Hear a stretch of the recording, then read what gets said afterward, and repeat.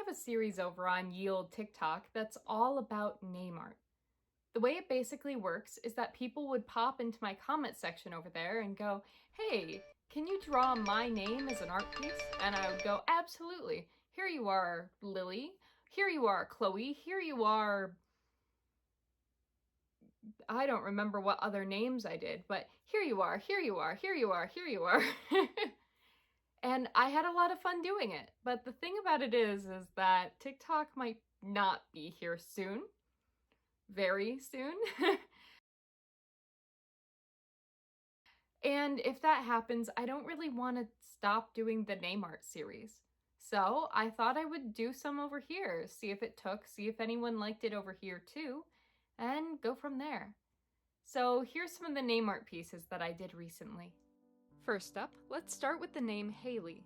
Now I looked up this name, and the meanings that jumped out at me were things like hayfield and meadow. From what I read, many people named Hailey in older times were named that because of where they lived. So if they were close to a meadow or a field, lots of people got named Hailey. And I kind of gravitated to that because I like doing nature-based pieces. So I decided to make the name itself very bright and blue like the sky, with wildflowers kind of creeping along the letters and entwining with the name. So really, I put Hailey in the field. Honestly, I think it's really cute. Next up is Caydence. Now this name took me right back to my violin days, since it's a musical term all about the ebb and flow of the music, the rising and falling of notes, the rhythm. So I decided to make this name the notes itself, with a musical staff kind of behind it. It's a little bit more of a simple design, but sometimes I think that looks better in the name art series. I mean, I certainly like how this one looks on the different products over on my Redbubble, so I'm not complaining. But you know, simple went right out the window with my next name art piece.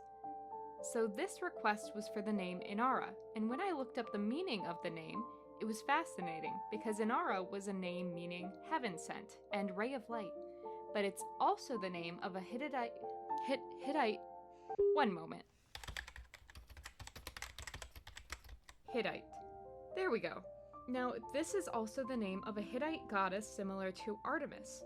She is the daughter of a storm god, and she was also a goddess of animals, of love, of fertility, sovereignty, and honestly, she's shown as being very resourceful and clever in the myths that I've read. Well, I should say myth. Now, there's this story wherein a serpent overthrows a storm god, and it just throws the entire world into chaos. In response, she goes to a mortal for help. A mortal, one of us. And then she throws this lavish feast for the serpent. And once the serpent has eaten its fill and gotten so tired that it really can't do anything, which is very relatable by the way, the mortal traps him while the storm god deals the final blow to restore the world. Now she's incredibly clever, and I think that's pretty cool. But yeah, I just had so much fun reading about her that I got really into this name art piece, and I wound up spending way more time on it than I meant to. I do think it turned out pretty cool, but I also kind of wish I'd chosen a more dynamic pose at the beginning rather than fleshing out a 5-second sketch. But you know, I'm still pretty happy about it, and if you want to read more about Inara, I'll definitely leave one of the links that I used down in the description. But after doing that piece, I decided, let's go back to something a bit more name-focused, a little bit simple. And the next name is the name Quinn. Now Quinn is a gender-neutral name meaning wise, sensical, or reason. However, I also found that it can mean counsel. For some unknown reason, this sent my brain down the mythical pipeline and I kept thinking about Merlin, King Arthur's wise advisor. With that inspiration in mind, I drew a quill drawing the name Quinn into the universe with stars, and all while the feather in the quill was more about daylight. It kind of looks like opposites in a way, since you kind of see space best at night, and that's juxtaposed against the daylight quill. But anyways, that wasn't quite magical enough for me, so I put a little subtle dragon in the sky racing towards the sun. This one makes me really happy. But back on that simplicity kick, I decided to go for the name Kyle. Kyle has so many meanings. but one of the ones that caught my eye was the meaning wreathed in laurels. That immediately put an image in my mind, and I'm kind of obsessed.